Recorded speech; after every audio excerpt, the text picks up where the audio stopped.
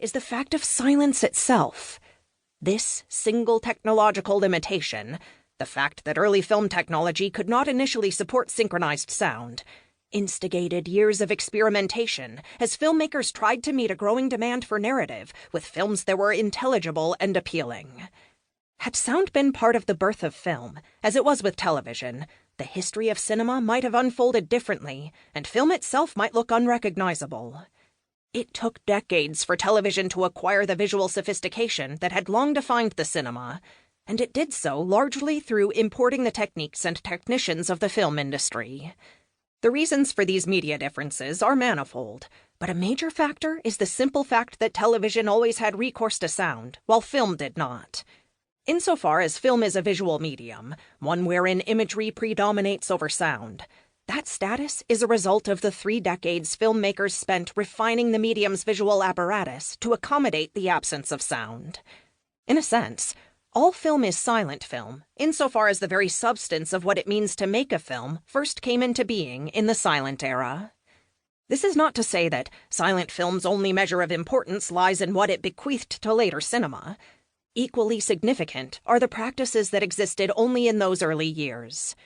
One of the great mistakes of film scholarship for many years was its propensity to see the silent era only as a birthing ground for sound-era film technique, an essentially evolutionary view that rendered the period inherently primitive. In fact, the silent era was a period of great sophistication, both in the artistry of its films and in the ingenuity of the systems devised for making, distributing, and displaying those films. The legacy of those films and of those systems is one proof of the period's continuing relevance. Yet, even those aspects of the silent era that seem most remote from us in the 21st century have much to teach us historically, and much to reveal to us artistically. Numerous silent films remain among the most iconic the medium has ever produced. Just mention the rocket hitting the eye of the man in the moon from George Méliès's A Trip to the Moon, about a fantastical turn-of-the-century journey into outer space, or the terrifying robot from Fritz Lang's Metropolis, about a workers' revolt in a dystopian city of the future, and film buffs will instantly call the images to mind. Some of the period's greatest stars remain household names more than a century after they rose to fame, as the ongoing popularity of Charlie Chaplin or the enduring image of Greta Garbo attests. And many of the cinema's most revered filmmakers owe their careers in part or in whole to the silent era. From John Ford to Cecil B. DeMille to Alfred Hitchcock, to name just a few. Even the silent era's profound differences from later cinema can prove illuminating. In an age when Hollywood movies dominate the world box office, it is important to remember a moment when the United States did not initially rank among the world's top film producers. From Europe to Asia and beyond, the story of silent film is truly global. And it is also a far more diverse tale than many might assume.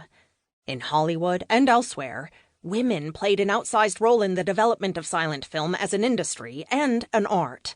As directors, producers, screenwriters, editors, and in many other capacities, all at numbers that would stagger a modern studio executive. Even for those kept out of such positions on the basis of ethnicity or race, the film medium itself offered a chance to tell stories that might not otherwise be told, and bring into focus images that the mainstream culture was at pains to ignore.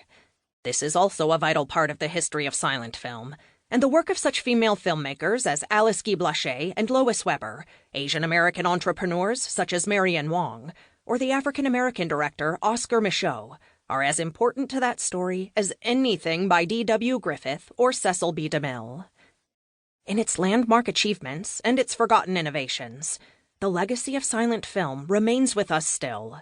It is part of nearly every movie that we watch. The story of silent film is one of motion picture history's greatest tales, a story with global reach and an expansive cast of characters. This book offers an overview of that story, both in its distant past and in the ways in which its legacy is still unfolding. Chapter 1. The 3 Ages of Silent Film. In 1923, comedian Buster Keaton released 3 Ages, his first feature film as co-director and star. Conceived as a parody of D.W. Griffith's 1916 epic, Intolerance.